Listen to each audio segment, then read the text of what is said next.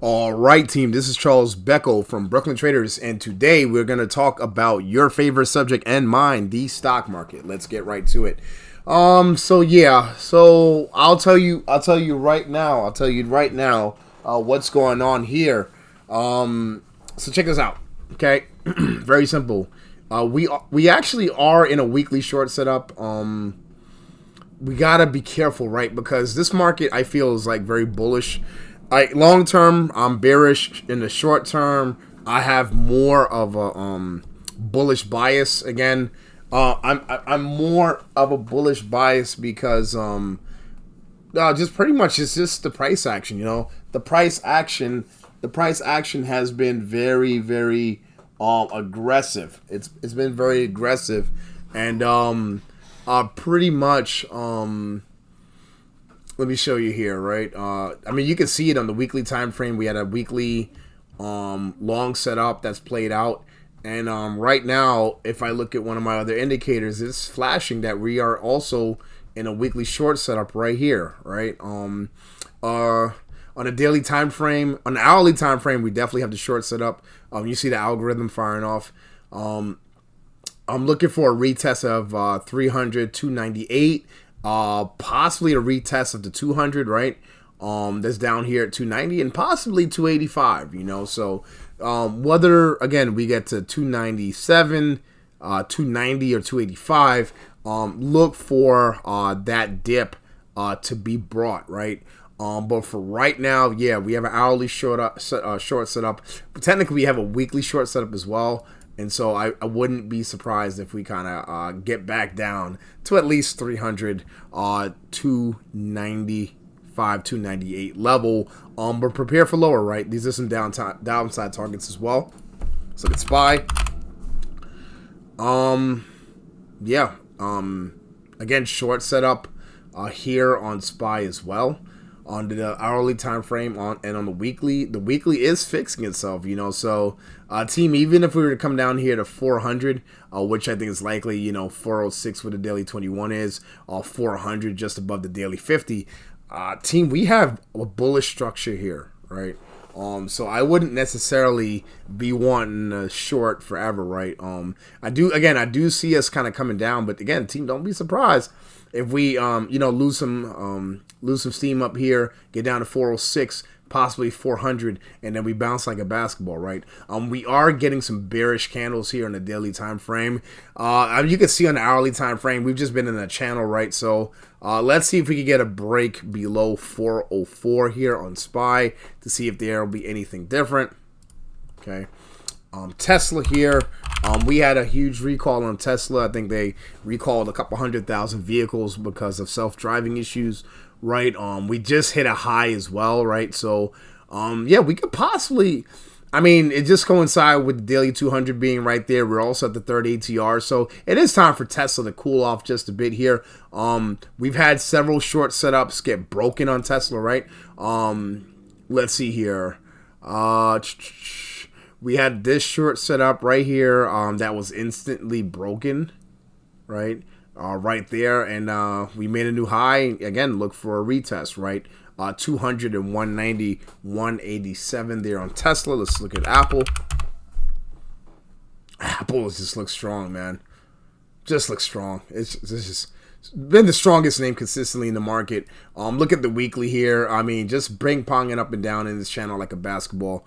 I'm not betting on Apple in the longer term, but I feel like whenever Apple is really ready to give up the ghost, this entire time I feel like we've always been a stone's throw away from all-time highs, right? We're at 154 here, all-time high at 182.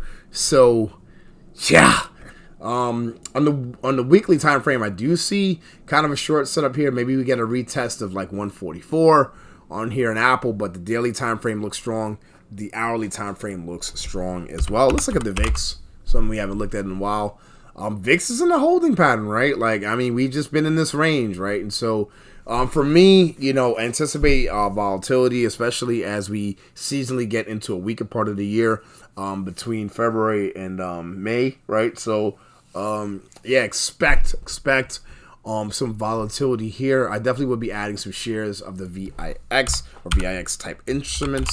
let's look at Bitcoin. Yeah, so here we are. Ran up to both the weekly 50, weekly 200, and look at what's happening, right? Look at what's happening for the first time, right? We are getting a bearish cross here with the weekly 50 crossing under the weekly 200. That is bearish, team. Okay, we haven't had that in a long time. I mean, my goodness, since before the pre-pandemic run-up, right? So, team, yeah, this is bearish on Bitcoin, right? So now that I've seen this, I think I'm actually going to add some short instruments here on Bitcoin. As a matter of fact, let me go make some of those changes right now. All right. So yeah, definitely a short setup here on Bitcoin BTC. 30 ATR here. I mean, the daily looks really good. Technically there is a short setup on the hourly, but this thing looks like it wants to fix itself. You know, I don't know what caused this big pullback here within the last couple of days, but I mean, the daily and the hourly time frame on Bitcoin looks bullish. The weekly looks bearish to me. The only good thing here on the weekly, and I gotta admit, okay, some of the underlying indicators are strengthening up. You do have the weekly 21 the weekly 8 passing over the weekly 21, but then you have the weekly 50 crossing under the weekly 200. So expect some volatility here, okay? Because we have two very strong indicators going both ways on Bitcoin, right? So I'm not too sure what's gonna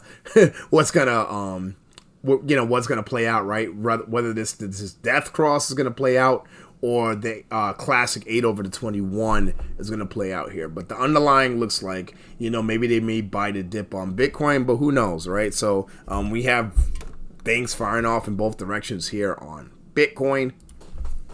Not going to go through all the list of things, right? Let's just take a look at another name that's also been very strong.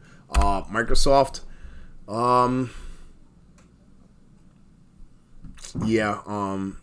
We have, again, temporary short setup on the weekly here.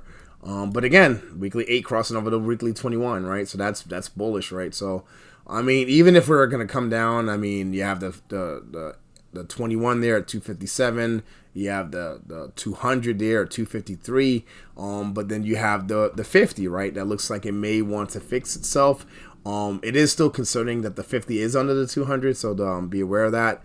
And right now, on Microsoft, I actually have an hourly buy set up on Microsoft. Holla at your boy. This is an hourly buy setup here on Microsoft, right? That's why some of these names are going to be a bit different when they pop out, right? So let's kind of peel back and just look at macro, right? Let me see what I see here. We do have this kind of like triple bottom here. We ran into a lot of traffic right here. You see this pink line? It's kind of been like a through line, right, where we kind of come up, down it, right? So there's a channel here. There's an upper channel that's like from here to there. So let me just actually make another line here, just so you guys could kind of see it. There's a couple things going on. Hold on, let me just duplicate this, right? Because there is a well-documented, there's definitely two channels here, right? And I definitely want to acknowledge that, right? So, what happened here? Oh, I pulled it off screen. Okay. Didn't mean for this to be such a long video, but there's stuff going on. All right, so we are in the upper channel here. Here's the lower channel.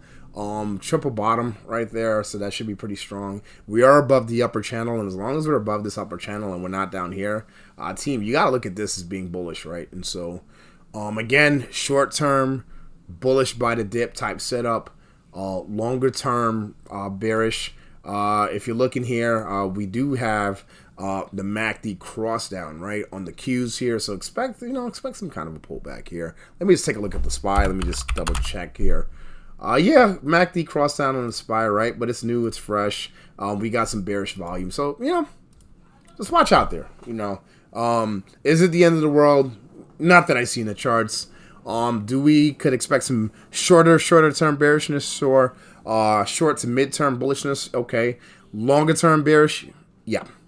Okay. Again, this is the stock market, right? All those things could be valid depending on what your time frame is, right? There's a scenario out there where we could possibly see all-time highs on everything, right? So don't just sit there and try to be a bull or try to be a bear and get stomped out. Look at the chart, read it, and just play what's in front of you, okay? Because as you can see, right, Microsoft's chart is definitely different than Tesla's, definitely different than Apple's, definitely different than Bitcoin, right? And so even though these things tend to move together, they are different assets, right? And different asset classes, right? So, stay frosty out there. Don't get clapped. This is Charles Becco, Brooklyn Traders. We'll holla at you soon.